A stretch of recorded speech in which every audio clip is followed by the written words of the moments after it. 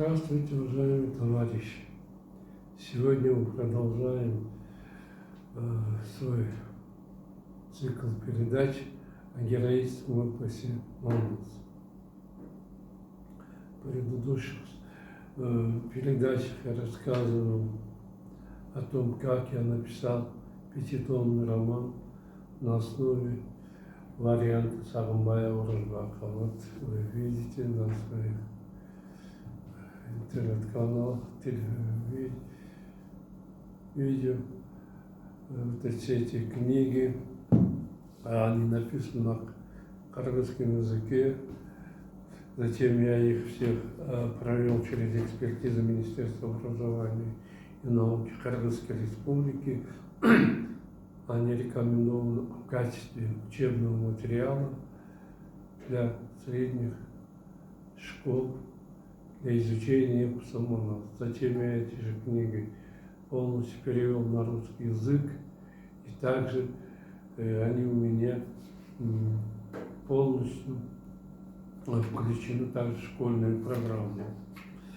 Кроме этого, чтобы популяризировать эпос, я открыл интернет-сайт по адресу латинским epos-manas.com, и там выставил на продажу свои романы на русском, на кыргызском языке. Ну и, наконец, я вот этот тоже YouTube-канал открыл, где ежедневно рассказываю о Манасе, затем читаю отрывки из своих книг на обоих языках. Кроме этого, я в качестве помощи школьникам выпустил специальные рабочие тетради для 8-х и 10-х классов. Они также включены в школьную программу по кыргызской литературе. Делаю вот все для популяризации нашего героического эпоса.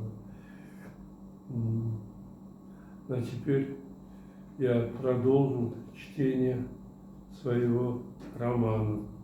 В предыдущий раз мы остановились на том, что как Жапов вез домой своего сына Манаса, но по дороге ему встречались разбойники, которые начали издеваться над ним. Нас надо сравнивать с бабами не так, а вот так. Когда Куртук снова грязно выругался, все калмыки окружили старика.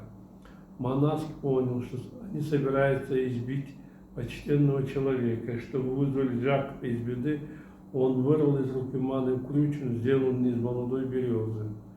Подскочив к Куртуку на лошади, Манас размножил ею калмаку голову.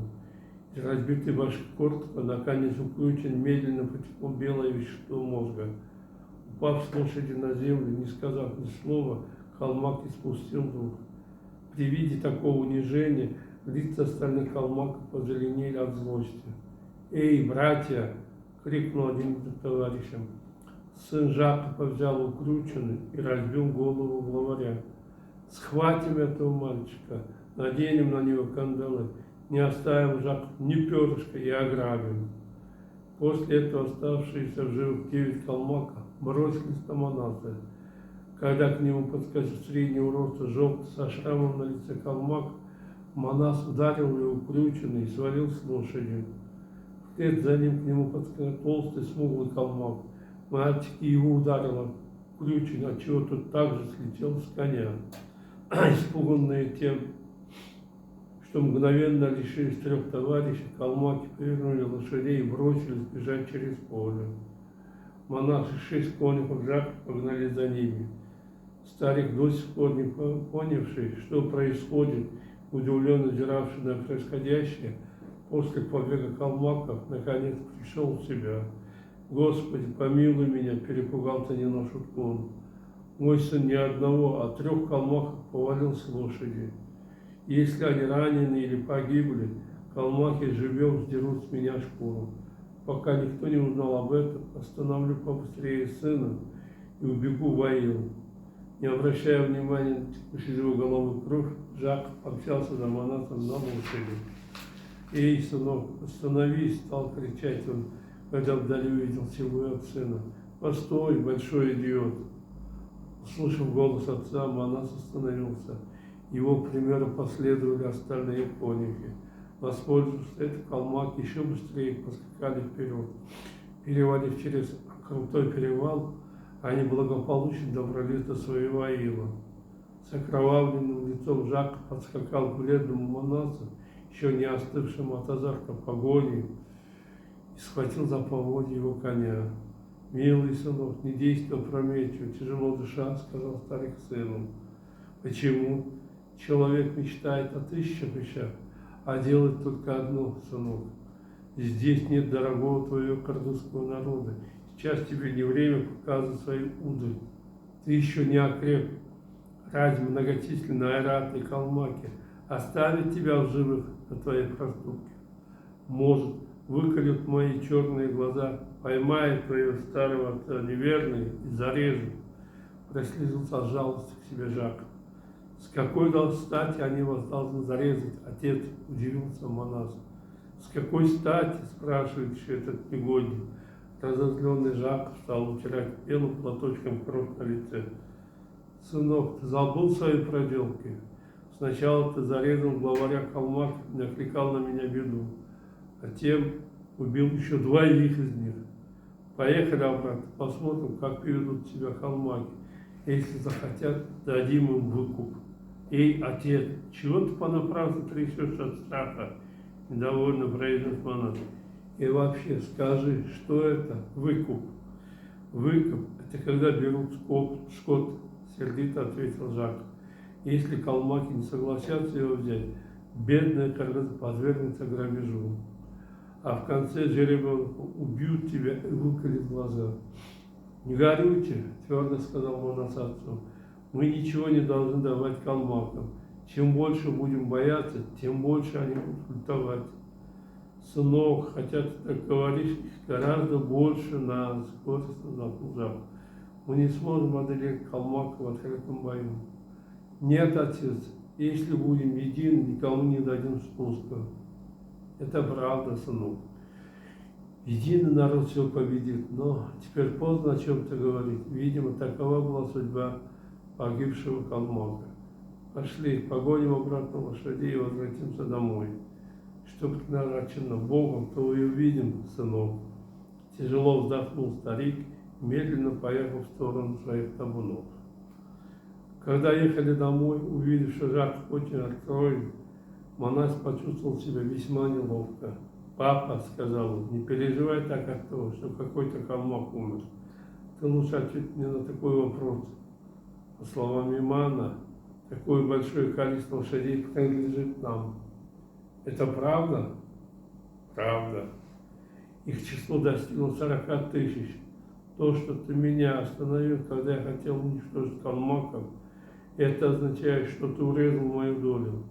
Я не собираюсь, как ты, собирать скот, пугая собственной тени. Я ради жизни, ради чести и жизни своей не пожалею. Если в этом случае я погибну, чтобы не уйти в горе, расскажи мою родословную, отец». Сынок, — тяжело вздохнул Жак, — если у человека слова будут пестрыми, то и дела будут половинчатыми.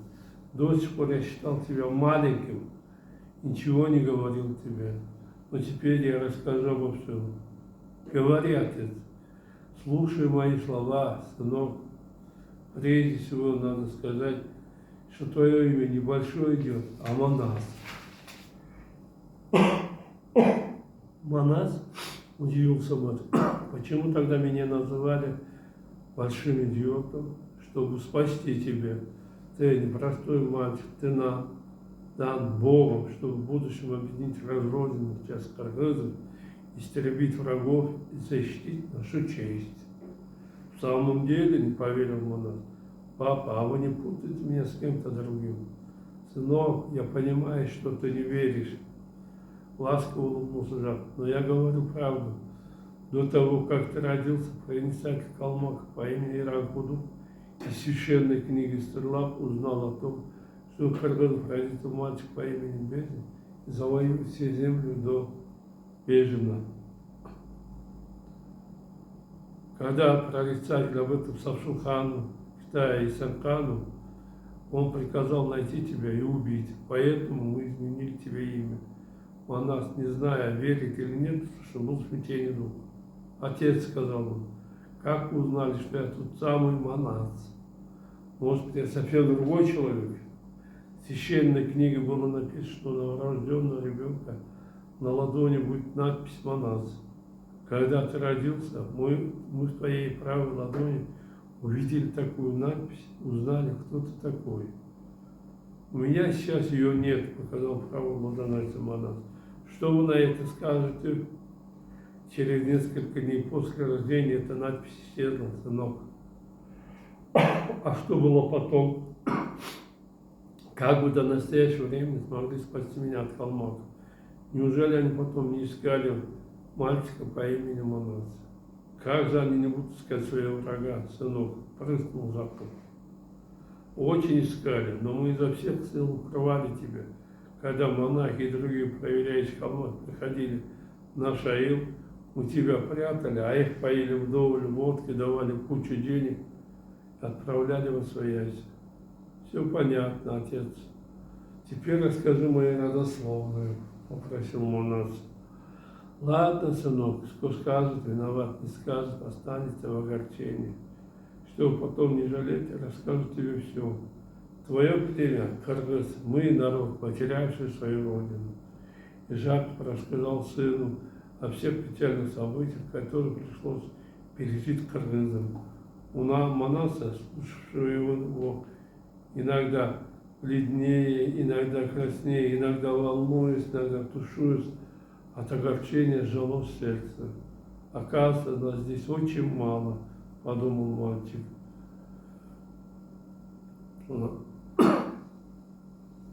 А я-то удивлялся, почему отец так боится калмаков.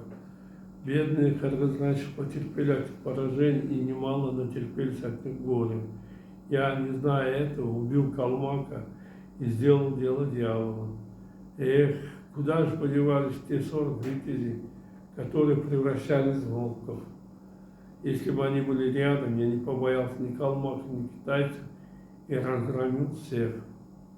С этими мыслями Манас с надеждой посмотрел на широкую степь. Внезапно он увидел тех самых витязей под красным знаменом. Мальчик восторженно закричал и радостно засмеялся. «Сынок, чему ты смеешься?» – удивился Жак.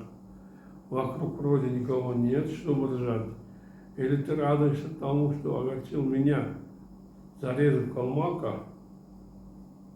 Не успел Манас ответить отцу, как к нему подъехали 40 всадников. Не обращая на Жакова внимания, мальчик рассказал ему о том, как поссорился с калмаками, убил их главаря, и отец из-за этого ругает его. «Не печаться слишком сильно», — сказали ведь, лучше закрой глаза. Манас согласился и зажмурился. Когда он снова открыл глаза, повсюду, сколько хватало взора, стояли многочисленные войска, облаченные в синие панцири и устроившись стройными рядами на склонах гор. Впереди них стоял неизвестный молодой мужчина с белой бородой, сияющим лицом и золотой короной на голове. Манас вопросительно посмотрел на витязей и спросил: «Это чьи войска?» «Сейчас наш, а в будущем ваше», — ответил один витязь. «Ты не горюй о прошедшем, в будущем тебе улыбнется удача. Сын убитого тобой калмака будет тебе опорой, а когда ты пойдешь в поход, проводником и преданным другом».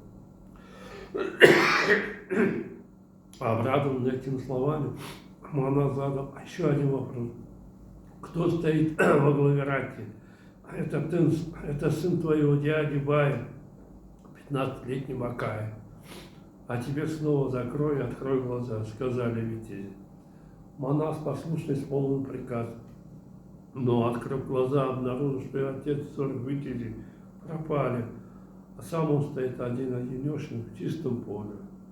Только издали Иман гонялся за лошадьми и собирал их. Увидев это, мальчик от обиды громко разрыдался.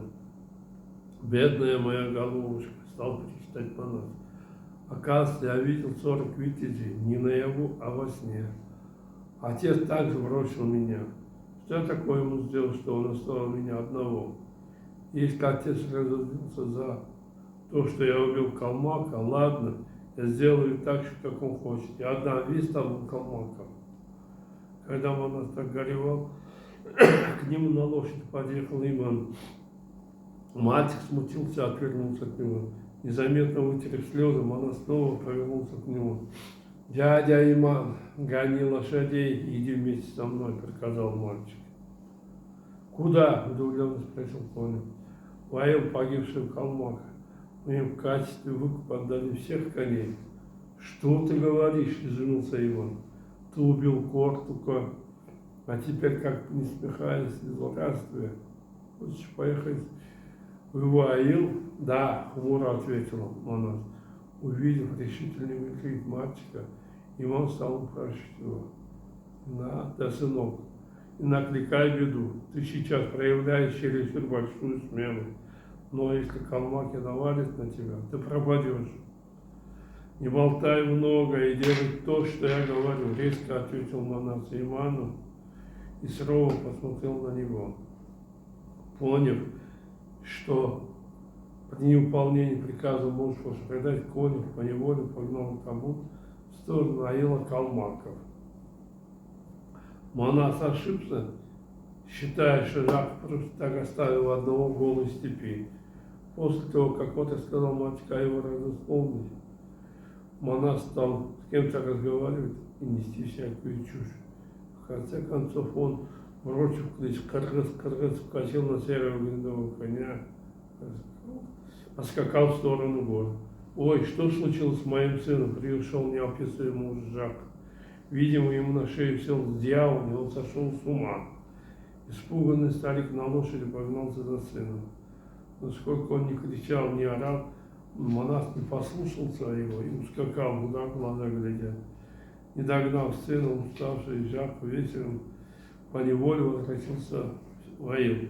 Придя домой, он увидел, что Чиерда с нетерпением ожидала мужа и сына за скатерть приготовить на них еду. При виде одиноко входящего в дом мужа старуха испугалась. «Почему ты пришел один?» — тревожно спросила Чиерда. «Что, Манас отказался возвращаться домой?»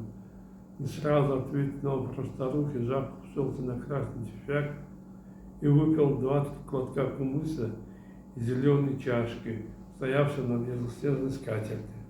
«Нет», — он согласился, — невесело ответил старик. «Если согласился, где он? Почему Манас не пришел с тобой?» «Старуха», — сухо сказал Жак, — «произошли невиданные вещи». «Что случилось?» Сразу почувствовав неладно, бедная материнское сердце испуганно сжалось. Ну вот, уважаемые товарищи, наше время подошло к концу. Я желаю вам всех благ, всех хорошего. До свидания, до новых встреч.